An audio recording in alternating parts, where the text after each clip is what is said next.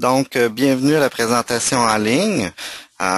Aujourd'hui, ce qu'on va voir comme objectif, c'est vraiment de bien comprendre comment fonctionne un décompte, donc d'apprendre à bien se préparer pour son décompte, de comprendre les différents rapports d'écart qui nous sont présentés, ainsi que de corriger les données au besoin, puis enfin de mettre à jour notre décompte. Donc, c'est principalement les étapes qu'on va voir lorsqu'on fait un décompte en tant que tel. Donc, sans plus tarder, je vous amène immédiatement vers une démonstration directement dans OGC.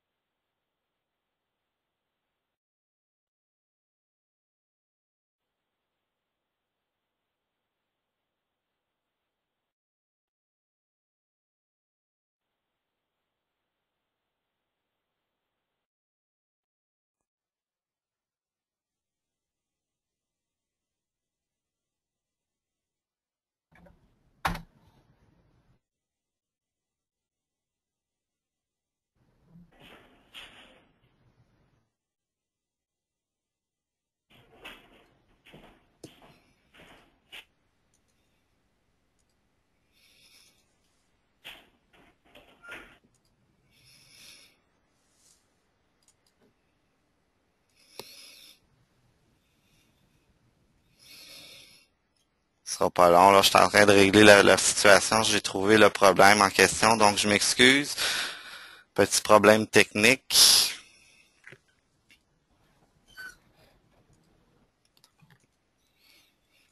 Donc maintenant, tout le monde m'entend bien?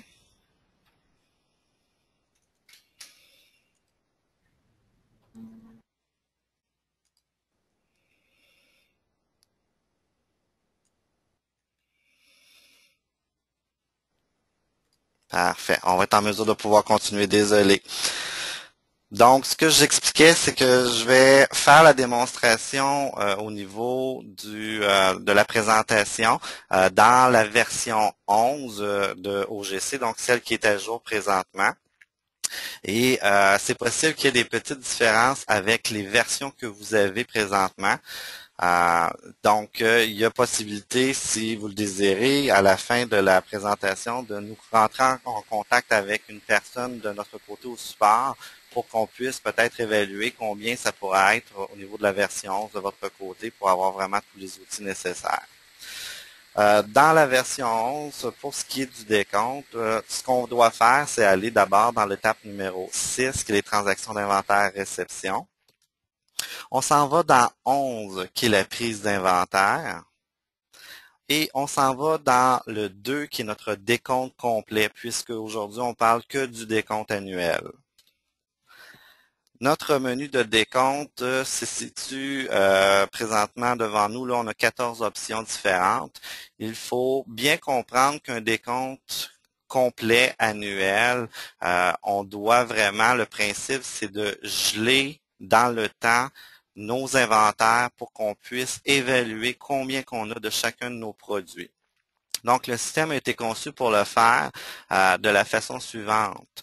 C'est-à-dire qu'on doit d'abord préparer notre décompte. Jusqu'ici, le mouvement se fait, il n'y a pas de problème là-dessus. Par contre, lorsqu'on fait notre préparation ici au niveau de notre décompte, on doit s'assurer d'établir une date de notre décompte. Et cette date-là, elle est archi importante. C'est-à-dire que le système va prendre cette date-là pour faire la mise à jour lorsqu'on va faire notre décompte, pour faire nos ajustements au niveau de notre transaction d'inventaire. Elle se situe dans le temps aussi, c'est-à-dire que lorsqu'on va faire notre décompte en tant que tel, le système s'attend d'avoir une image des coûts avec une quantité en main au moment où est-ce qu'on on fait notre décompte le soir de cette journée-là. Donc, au moment où est-ce qu'il n'y a plus de mouvement au niveau de notre stock. Donc, il va geler vraiment les quantités en main.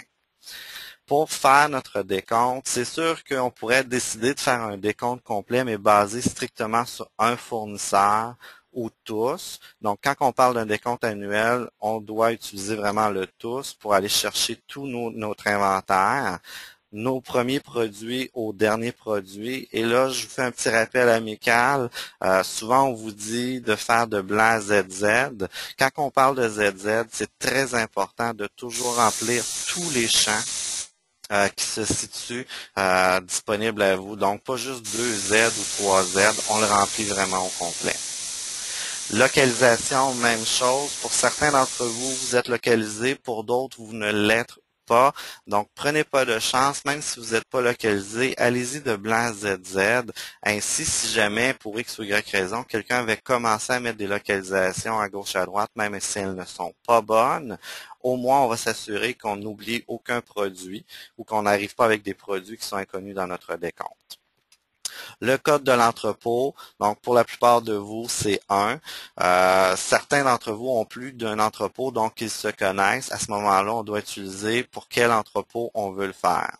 Ceci dit, pour ceux qui ont plusieurs entrepôts, donc le système, ce que je vous explique, c'est qu'il est possible de faire des décomptes dans chacune de vos entrepôts à des moments bien distincts. Donc, on pourrait décider de faire le décompte sur la 1, le exemple pour aujourd'hui, le décompte sur la 2 la semaine prochaine, etc., etc. Lorsqu'on est à cette question ici, le saut de page par localisation, tout dépendant de la façon qu'on veut faire notre décompte. Certains d'entre vous ont des appareils qu'on appelle les RF, les radiofréquences, vous permettant de faire vos décomptes directement sur ces appareils-là, donc aucune manipulation de papier. À ce moment-là, les questions pour les sauts de page, quantité en main, c'est pas important pour vous. Pour les autres qui doivent travailler sur papier, à ce moment-ci, c'est tout simplement le saut de page pour chaque localisation. Ceux qui sont encore une fois localisés, ce que le système va faire, c'est qu'il va s'assurer de ne pas mettre des produits à cheval sur 2 pages pour des localisations différentes. Donc, on va travailler que par localisation. Donc, une localisation pour avoir une page et demie. À la fin du dernier produit, on va faire un saut de page pour aller à la page suivante, tout simplement. Les sauts de ligne entre chaque produit, ce que ça permet de faire, c'est d'insérer une ligne tout simplement après chacun des produits, nous permettant de pouvoir travailler sur papier si besoin il y a.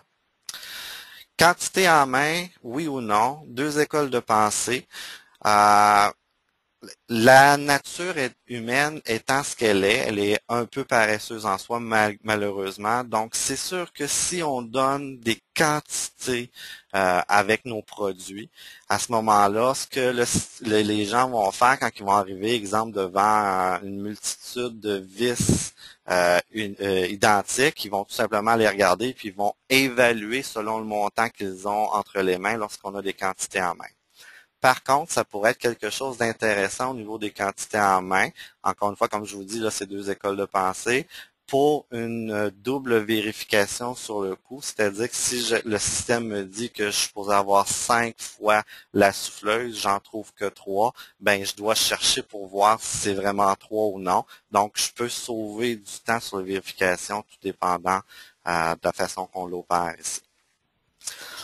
Fait que ça ici, je vais le mettre non, non, non. Générer les fiches de décompte. Archi important pour ceux qui vont faire le décompte avec les radiofréquences, vous devez toujours dire oui. Pour les autres, vous pouvez tout simplement laisser ça à non sans problème. Je vais juste... Paul, je m'excuse. Bonjour Lynn. Tu m'as que tu fermes notre micro. Je suis en train de fermer votre micro effectivement pour que vous soyez à l'aise. J'invite les gens s'ils ont des questions M'excuse. à poser sur le chat tout simplement. T'avais-tu une question pour nous? Parce que je viens d'arriver. Fait que je sais pas ce que tu as vu au départ, mais. Ce que j'ai vu au départ, présentement, je suis en train de faire le départ. C'est la première étape pour notre décompte annuel. Parfait.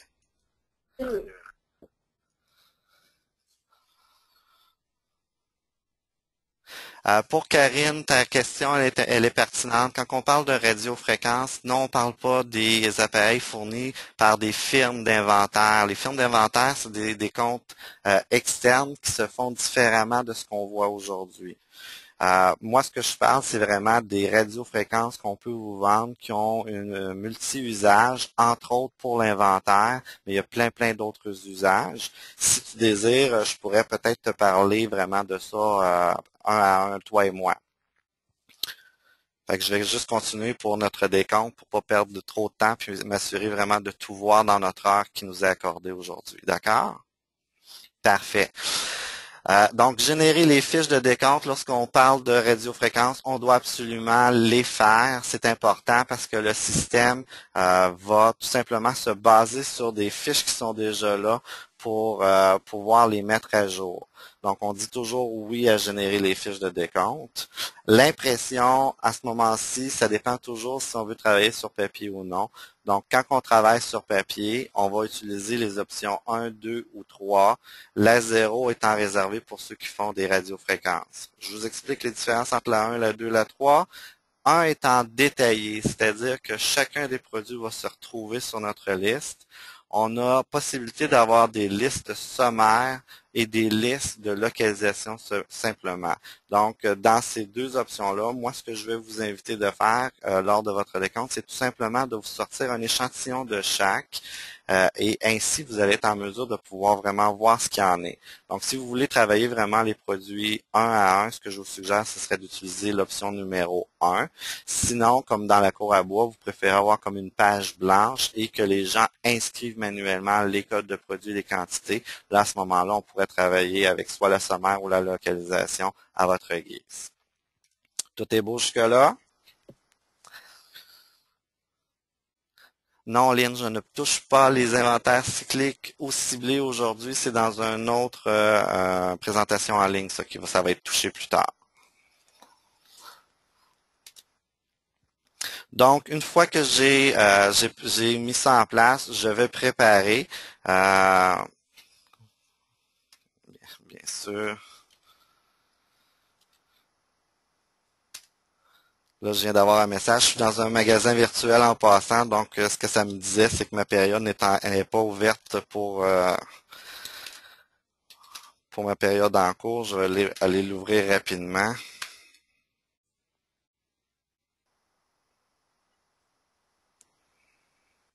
Donc, c'est des choses qui peuvent arriver aussi de votre côté, puisque souvent les inventaires se font à la fin de notre année financière. Donc, si on y va avec une date qui est très proche de la fin de l'année, puis que nos périodes ne sont pas créées, à ce moment-là, vous allez recevoir ce message d'erreur-là.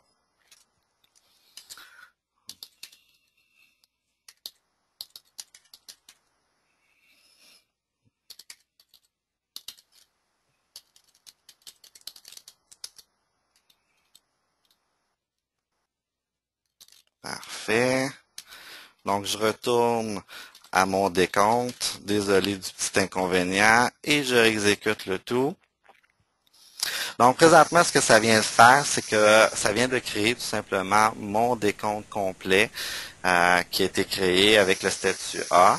Là, présentement, le système me demande si je désire continuer au niveau de la transaction par rapport à ce qui m'a été demandé plus tôt. Donc, je confirme tout simplement. La préparation est en train de se faire.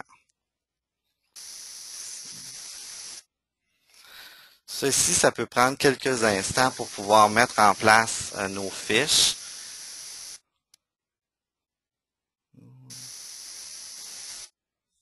Sans problème, Lynn. Bonne journée. Donc, Lynn nous quitte. Elle voulait avoir vraiment de l'information sur le ciblé et le décompte partiel cyclique. Donc, présentement, le système est en train de me préparer mon inventaire, créer mes fiches d'inventaire en cours pour pouvoir me permettre de faire mon décompte en tant que tel.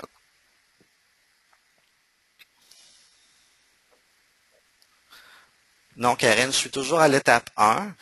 Ce que je peux vous parler, je vais juste vous montrer ici, là, je remonte sur les pages précédentes, le temps que ça se fait, juste pour vous montrer les étapes qu'on a ici.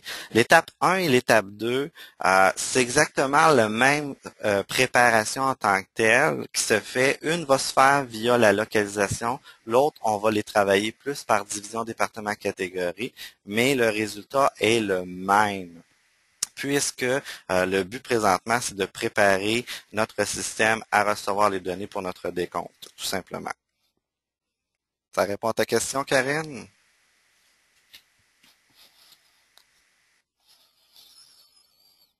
Parfait. Donc, le temps que ça continue à se préparer, je vais vous montrer quand même rapidement les autres options qui s'offrent à vous. Le décompte ciblé, comme j'ai dit à Lynn tantôt, malheureusement, je le verrai pas aujourd'hui. Ça fait pas partie du décompte annuel. Mais si ça vous intéresse, ce que ça permet de faire, c'est un petit peu de prendre un décompte, mais vraiment ciblé sur certains produits seulement. Donc, je vous invite peut-être à vous inscrire à cette formation-là pour les décomptes ciblés là, qui pourrait être bon pour vous. L'option numéro 4 ici, le statut des décomptes en cours. Ce que ça nous permet de faire, c'est de suivre nos décomptes. Donc, ceux qui ont plusieurs entrepôts vont être en mesure de pouvoir voir où est-ce qu'on est rendu dans nos décomptes, à savoir est-ce on est en train de compter ou non, combien de fiches j'ai de créer pour le décompte et ainsi de suite. Donc, je vais tout simplement me ramener ça ici. Je vais vous montrer le décompte en cours qui s'est effectué. Donc, c'est l'option numéro 4 que je suis présentement au niveau de mon statut de décompte en cours. Et l'option d'information que j'obtiens présentement, c'est que je vois qu'il y a un décompte qui a été ouvert aujourd'hui qui s'appelle complet. Donc, je sais qu'il est vraiment complet. On parle de 0 fiches décomptées présentement sur un total de 15 859 produits possibles. J'ai mes 3 étapes très importantes qu'on va voir plus tard. Qu'est-ce qui sont les étapes en tant que telles? Donc, on a notre prise d'inventaire, quand est-ce qu'elle doit être prise, le dernier mouvement qu'il y a eu là, dans mes prises d'inventaire. On a des calculs de quantité en main, les calculs d'écart, ainsi que l'information par rapport à mon entrepôt. Donc, c'est ce que je retrouve au niveau de mes statuts. Ça me permet, en tant que personne en charge d'un décompte, de pouvoir suivre mes décomptes, savoir où est-ce qu'on en est rendu là-dessus. Très important de savoir pour ce qui est de l'étape 5 ici. Cette étape-là, on va la faire le soir de notre décompte. Lorsqu'on est sûr qu'il n'y a plus de mouvement qui se fait au niveau, quand je parle de mouvement, là, c'est des réceptions qui peuvent se faire au niveau de nos produits en tant que tels. Parce que dans cette étape-là, ce qu'on vient faire en faisant notre création d'image des coûts, c'est qu'on vient dire à notre système, va me chercher pour chacun de mes 15 859 produits que j'ai dans mon inventaire présentement, va me chercher le coût que j'ai à ce moment-ci, là, ainsi que mes quantités en main. Donc, je le dis pour quelle date je veux l'avoir. Donc, je peux le créer. En principe, c'est en date d'aujourd'hui. Si je le demande dans une date précédente, ce qui peut se passer, c'est que mes coûts soient pas tout à fait justes. J'ai eu une question cette semaine me demandant, bon ben, ça a l'air que je devrais refaire ma création d'image juste avant de faire la mise à jour. Je vous dis tout de suite, je vous arrête, ne faites pas ça parce que si vous le faites, vous venez changer, écraser vos coûtants sur vos produits parce que le système va aller prendre la date, le coût du jour et non le coût de la date d'inventaire précise. Donc, ça peut venir jouer sur votre valeur d'inventaire. Oui, Caroline. Donc, cette étape-là, elle doit être faite juste avant de commencer l'inventaire. Oh, excuse-moi, c'est Karine. Avant de commencer l'inventaire. Caroline, ta question est pertinente. Donc, pour l'inventaire, si on le travaille par localisation, donc j'imagine que tu veux me dire le décompte complet, mais par localisation. Est-ce que c'est ce que tu veux me dire? Donc, oui, effectivement, tu dois le faire à la date que tu veux travailler. Fait que si tu travailles vraiment par localisation, donc ciblé, c'est pas la même chose. Ça, tu vas le voir dans l'autre formation. Donc là, on s'entend, c'est vraiment le décompte complet du magasin. Fait qu'on exécute tout simplement cette création d'image des coûts-là. Moi, je la ferai pas aujourd'hui pour essayer de sauver un peu de temps et m'assurer vraiment qu'on voit tout. Une fois que cette image des coûts-là, elle est prise, donc elle est réservée dans une table, peu importe ce qui arrive avec mon inventaire, c'est pas grave, puisque je viens de geler dans le temps ma valeur des coûts sur mes produits. À ce moment-ci, ce qu'il me reste à faire, c'est de faire vraiment mon décompte. Donc, je lance mon image des coûts, j'envoie mes gens, je leur dis parfait, on commence, go, on compte. Il y en a certains parmi vous qui vont me dire, est-ce que ce serait possible de commencer à compter avant ma date de décompte? Je vous réponds oui à ça. Par contre, assurez-vous de faire un excellent suivi sur les produits que vous avez déjà de décompter, puisque le système n'en tiendra pas compte. Il va vraiment arrêter une quantité en main le soir de votre décompte. À ce moment-là, si tout ce qui est vendu avant et reçu avant doit être ajouté à votre décompte. Ne les oubliez pas, vous allez avoir sinon des rapports d'écart monstres à vérifier. À cette étape-ci, si on le fait avec le RF, on peut travailler très rapidement en disant qu'on travaille sur notre décompte complet en date du 21 pour l'entrepôt. On scanne. Le système vient mettre à jour pour nous les quantités en main dans notre prise d'inventaire. Pour ceux qui vont travailler papier, donc les quantités vont se mettre sur les papiers. Une fois qu'ils sont complétés le décompte pour les papiers, ce que vous devez faire, c'est de venir les mettre à jour ici dans les entrées de prise d'inventaire. Donc, à cet endroit-là, vous pouvez travailler de deux façons. La première étant de rechercher nos produits puisqu'ils existent tous dans notre décompte présentement. Comme ça ici. Donc, chacun de mes produits, mes 15 859 produits sont là. Je les recherche, je viens faire une mise à jour pour venir rentrer une quantité ici de décompter. Ou sinon, je peux faire un ajout aussi. Le système va venir additionner mes fiches ensemble lorsqu'on va faire notre décompte. Donc, libre à vous de le travailler de la façon que vous préférez en faisant des adds ou en faisant des recherches. Une fois que mes quantités sont entrées dans le système, donc là, je suis en mesure de pouvoir vérifier qu'est-ce qui se passe par rapport à ce qu'on a de réservé de quantité en main dans mon système versus ce que moi j'ai décompté en réalité. Pour le faire, on a l'étape 8 et l'étape 9 qui doivent être exécutées une à la suite de l'autre. Le calcul des quantités en main selon le système en date, ce que le système vient faire, c'est qu'il vient chercher nos quantités en main sur chacun de nos produits et qu'on vient les mettre dans notre fiche. Et l'option numéro 9, le calcul des écarts entre les quantités en main que je viens juste d'ajouter à mes fiches versus ce que j'ai décompté en réalité. Donc, cette étape-là va pouvoir me permettre de vraiment cibler mes problèmes dans le magasin sur mes produits qui ont une différence au niveau inventaire. Quand ces deux étapes-là sont faites dans l'ordre, ce qui nous reste à faire, c'est notre étape numéro 10 pour nos rapports de valeur des stocks. Donc, les rapports en tant que tels, on en a quelques-uns. Je vous les présente rapidement. Mais de ça, vous allez voir, vous allez vous en faire. Certains vont être des chouchous pour vous. Puis je vais vous dire aussi quels sont les chouchous pour moi.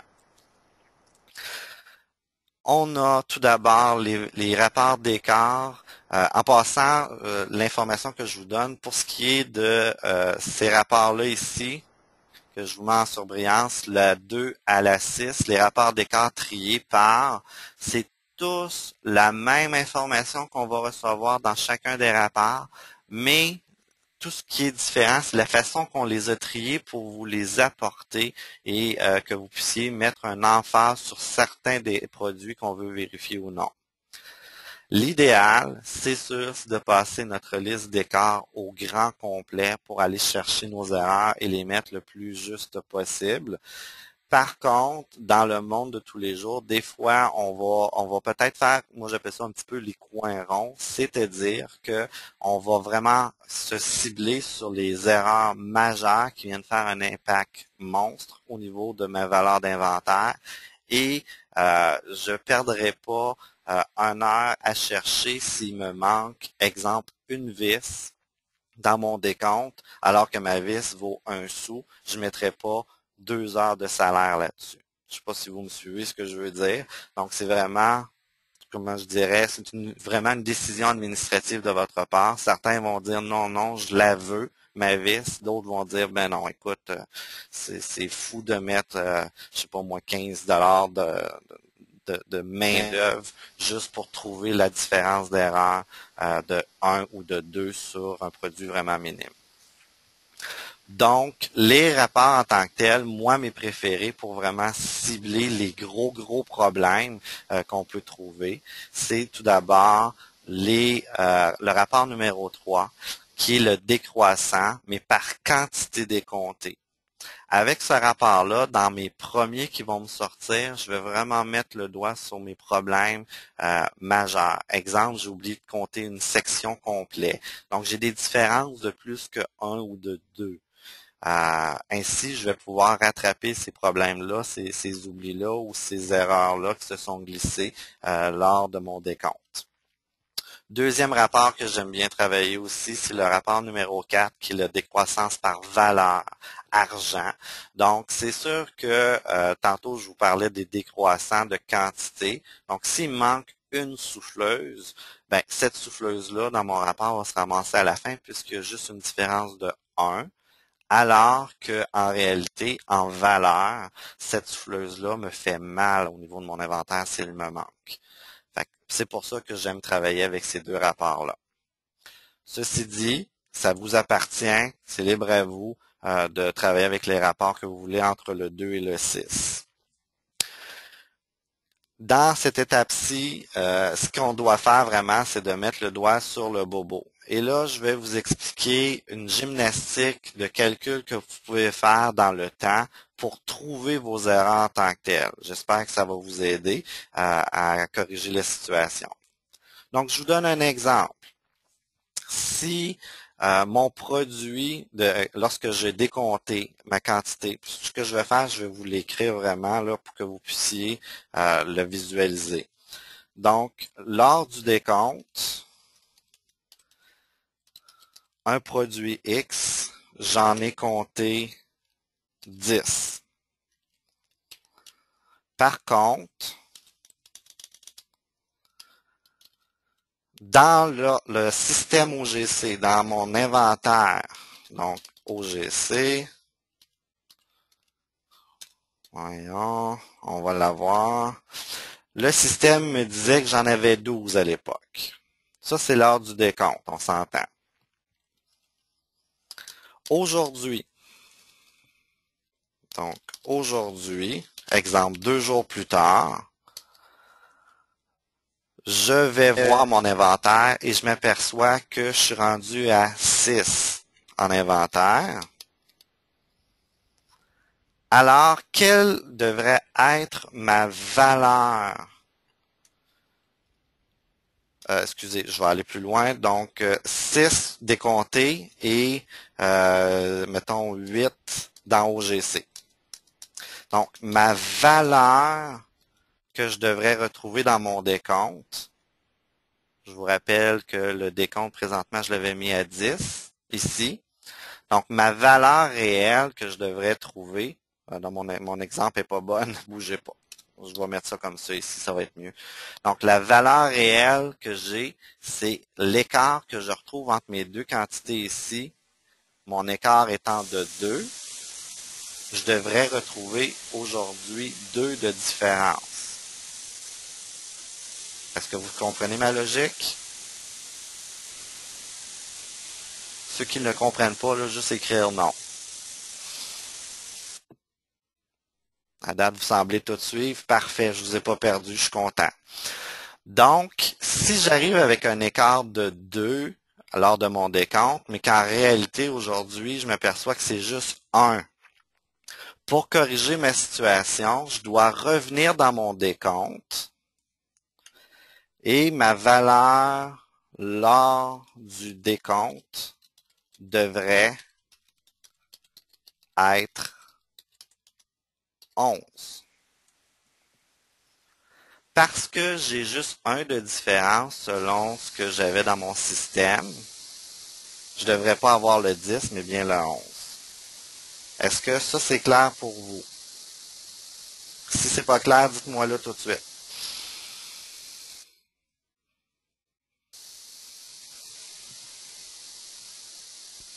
Parfait.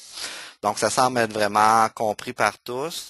À ce moment-ci, ce qu'on doit faire quand on arrive avec des différents... Oh, attendez, Karine, tu comprends pas? Je vais te le répéter, d'accord? Mais je vais essayer de l'utiliser dans d'autres mots pour que tu puisses saisir pourquoi que je vais passer mon décompte de 10 à 11. Dans mon exemple que j'ai à l'écran présentement, dans le système d'OGC, lorsque j'ai fait mon décompte, j'en avais 12 en main, selon OGC. Moi, j'en ai décompté 10. Par contre, quelques jours plus tard, quand je fais ma validation de mes produits, je retombe sur ce produit-là. Et là, je m'en vais voir dans OGC, c'est quoi la quantité que j'ai présentement. Quantité de 7. Donc, ce que je veux faire, c'est de décompter réellement ce que j'ai en main.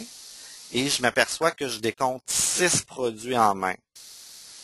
Donc, mon écart aujourd'hui n'est que de 1 entre la valeur d'OGC et la valeur réelle. Je dois prendre ce 1-là et le faire refléter dans mon décompte. Donc, parce que OGC, à l'époque de mon décompte, disait que j'en avais 12, pour amener la différence à 1 seulement, je dois dire que j'en avais décompté 11 et non 10. Est-ce que c'est plus clair? Parfait. Pour les autres, ça va aussi?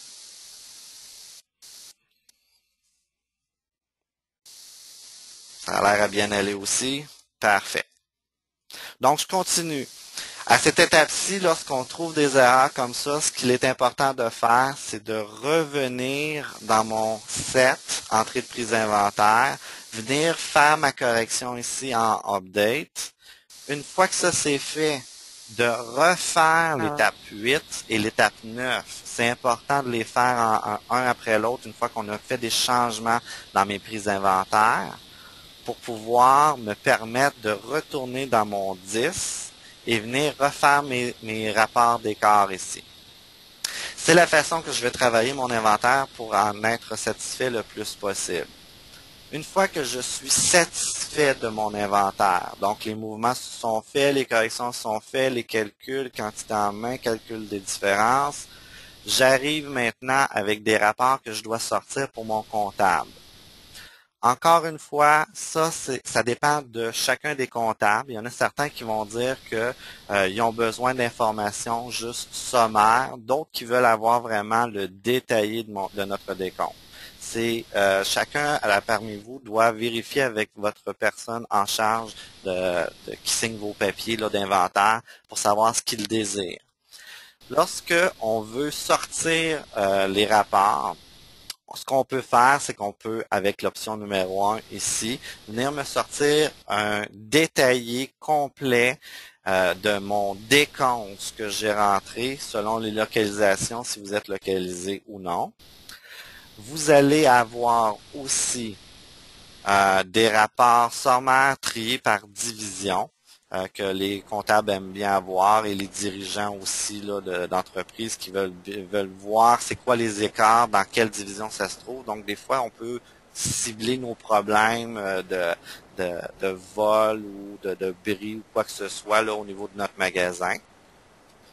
Ensuite de ça, pour nos comptables, nos amis comptables, ils ont besoin d'avoir soit l'option numéro 8 et l'option numéro 10, qui est notre valeur des stocks selon notre décompte physique sommaire, et la valeur des stocks sommaires selon le système avant la mise à jour.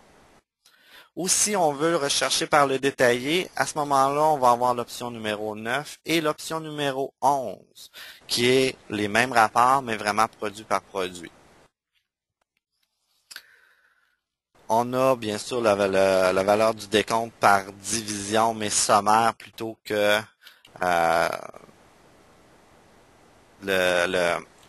c'est-à-dire qu'on a voyons, je vais finir par le dire, désolé, le rapport sommaire d'écart en 7, la valeur des décomptes par division en 12. Donc, on voit la différence entre les deux. Un, c'est le décompte, l'autre, c'est le sommaire d'écart. On a nos listes d'exceptions qui se trouvent en 13. Des exceptions, ça peut être des produits qu'on n'a pas, qu'on a trouvés, qu'on a ajoutés à notre décompte alors qu'ils ne faisaient pas partie nécessairement du décompte à ce moment-là.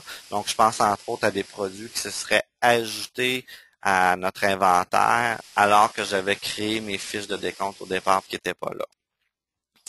Et dans le 14, je peux aller chercher des listes d'items que j'ai pas décomptés, donc mes quantités sont à 0, mais que dans mon système, le système me disait que j'avais des quantités en main.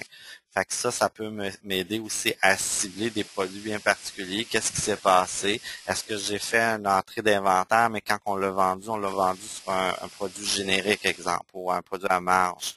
Donc, ça va vous permettre de corriger certains problèmes là, et de comprendre la variation d'inventaire qui peut s'être fait. Rendu à cette étape-ci, toutes les étapes précédentes peuvent être faites par n'importe quel usager. L'étape 11 doit absolument être faite par un contrôleur, puisque cette étape-là a un impact sur mon décompte en tant que tel. C'est-à-dire que je suis à l'étape de la mise à jour de mon décompte. À cet endroit-là, je fais l'option numéro 1 qui va mettre à jour mes décomptes, donc qui va venir me créer une transaction d'inventaire à la date de mon décompte pour venir faire des plus et des moins sur chacun des produits que j'ai des écarts. Je vais aussi avoir la possibilité de mettre à jour mes localisations selon mon décompte complet. Donc, pour ceux qui sont localisés, qu'ils ont fait leur décompte par localisation, en insérant l'information dans nos fiches, on peut revenir mettre à jour nos localisations pour nos produits en tant que tels à cette étape-ci. Une fois que ça c'est fait, il nous reste la possibilité, avec l'étape 12 et l'étape 13, de consulter des transactions d'inventaire qui se sont créées avec la mise à jour et de consulter un historique de décompte. Donc, le système va garder en mémoire qu'est-ce qui a été compté, quand est-ce qui a été compté, combien qu'on avait compté. Avec l'étape 13, vous avez cette possibilité-là d'aller consulter par produit, par date de décompte, toutes les informations là, que je viens de vous nommer, et ce, avec notre détail ici, par localisation pour ceux qui sont localisés. Donc, ça peut être super pratique si on trouve des erreurs éventuelles dans le futur, bon, pour aller voir qu'est-ce qui s'était passé lors de mon décompte. L'étape 14, elle est là pour pouvoir nous permettre d'épurer un décompte. Je vous donne un exemple. On avait préparé un décompte à une date bien précise pour X, Y raison. On doit repousser notre décompte. Donc, ce qu'on doit faire, c'est vraiment d'épurer le décompte sans avoir à faire la mise à jour. Ceci peut être fait que par le contrôleur. Donc, ceux qui essaient et qui n'ont pas le contrôleur vont avoir des messages d'erreur. Et la façon que ça se fait, tout simplement, c'est de dire c'est quoi le le numéro du décompte. Dans ce cas-ci, pour le décompte aujourd'hui, c'est tout le temps complet comme numéro de décompte. Puis pour quel entrepôt je dois vider. Donc le système va venir vraiment m'enlever à cette étape-ci mon décompte en tant que tel. Il va venir aussi enlever dans mon statut d'inventaire l'information de mon décompte comme étant un décompte actif. À date, est-ce que ça va bien pour tout le monde? Ça semble, il n'y a pas trop de questions là, de poser. Donc, ce qu'on vient de voir, c'est vraiment les étapes de notre décompte. Fait que si je retourne à ma présentation, donc en résumé, ce qu'on doit faire, c'est qu'on doit faire quand même une bonne préparation pour ça peut faire une différence. C'est-à-dire que dans notre préparation en tant que telle, ce qui est important de penser, de voir, c'est de s'assurer qu'au moment où est-ce qu'on fait notre décompte, tous les produits qui doivent être réceptionnés le sont, qui sont rendus dans mon inventaire, ne sont pas en voie de devenir, mais bien réceptionnés. Que mes crédits retour, si j'en ai fait, de les entrer, de ne pas les oublier. Donc, de prévoir vraiment, puis de garder en tête que l'inventaire, c'est comme une grosse photo qu'on prend à un moment bien, bien précis, puis je dois geler dans le temps l'information. Fait que ça, on se garde ça en idée, on va avoir une belle inventaire. Puis faut prendre notre temps aussi pour faire des vérifications. Puis ça peut rapporter beaucoup, comme j'expliquais, par rapport au rapport d'inventaire. Donc, des fois, on va passer vite, vite, vite, mais même les quantités de 1 peuvent faire une grosse différence si ma valeur d'inventaire elle est grosse ou pas. Donc, de trouver mes erreurs et de les corriger.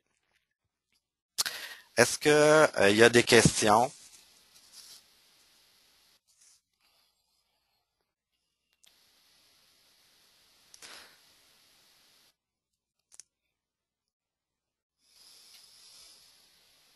Vas-y, Karine, je t'écoute. Ou je te lis plus.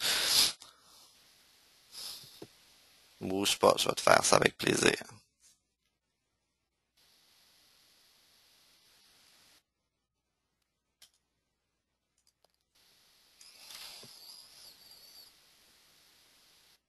Tu m'entends? Oui, je t'entends, Karine. Compter avant l'inventaire. J'ai pas trop compris aux entrées d'inventaire puis aussi. Excuse, ça coupe, Karine. Je sais pas si pour les autres ça l'a coupé, là, mais moi, ça coupe beaucoup. OK. Je voulais savoir parce que tu disais que quand on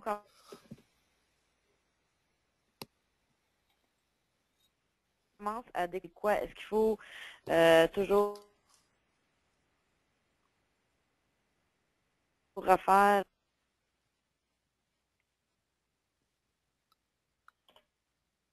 Excuse, Karine. ça m'a perdu?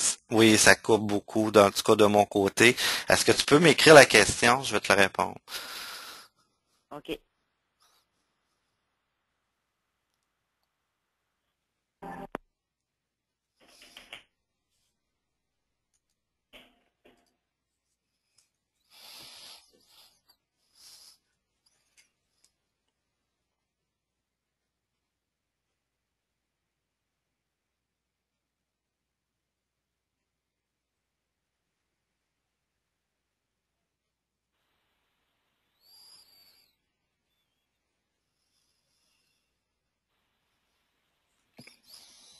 Pendant que j'attends la question de Karine, ce que je peux vous dire à tous, c'est que si vous voulez avoir plus de détails ou de la documentation, vous pouvez toujours aller sur notre site web, ogcinc.ca, entrer dans les usagers et vous allez trouver dans la documentation un document complet pour le décompte complet. Ainsi, vous allez voir les étapes qu'on a vues aujourd'hui et vous allez pouvoir vous y référer au besoin. Bien sûr, notre équipe de support reste à votre disposition aussi pour des questions. Et si vous avez besoin d'avoir plus de détails précis, exemple, d'adapter le décompte pour vos besoins personnels, mais il y a aussi possibilité de parler avec un formateur là, pour pouvoir visualiser et mettre en place un plan d'action précis. Donc,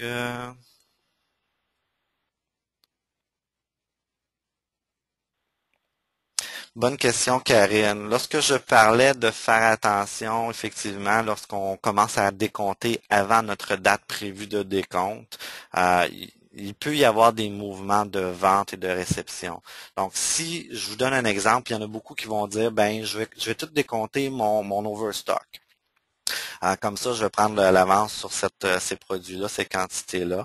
Donc, oui, c'est une bonne chose. Par contre, si mon overstock, je le décompte et qu'il y a un employé qui décide de venir jouer dedans pour ramener du stock sur mon plancher, le danger est que je compte le même produit deux fois. De plus, si le produit, la personne vient le vendre, donc à ce moment-là, il est sorti de mon inventaire avant mon décompte, à ce moment-là, j'ai décompté des produits en trop. Je vous donne un truc que moi je faisais dans le temps, là, lorsque j'avais mon magasin, que je faisais mes décomptes, c'est que chaque fois que j'avais mon overstock de décompté, je mettais une feuille blanche et j'avisais tous mes commis, si vous venez jouer là-dedans, il est important et primordial de m'inscrire sur la feuille. Qu'est-ce que vous venez chercher? Ainsi, je suis en mesure de vraiment pouvoir bien suivre mes produits et de faire mon exercice de mathématiques pour faire des plus et des moins au besoin, selon le cas, pour corriger la situation et éviter d'avoir un rapport d'écart monstre. Ça répond à ta question, Karine? Parfait. Il y avait d'autres personnes qui avaient des questions?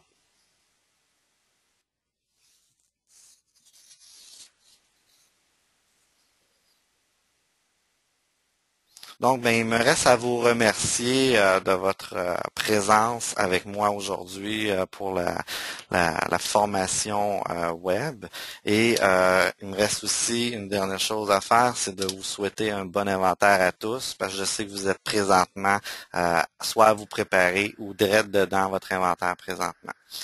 Donc, lâchez pas. Et s'il y a quelque chose, gênez-vous pas, vous pouvez rejoindre l'équipe de support en tout temps. Je vous souhaite une belle journée à tous. Merci beaucoup.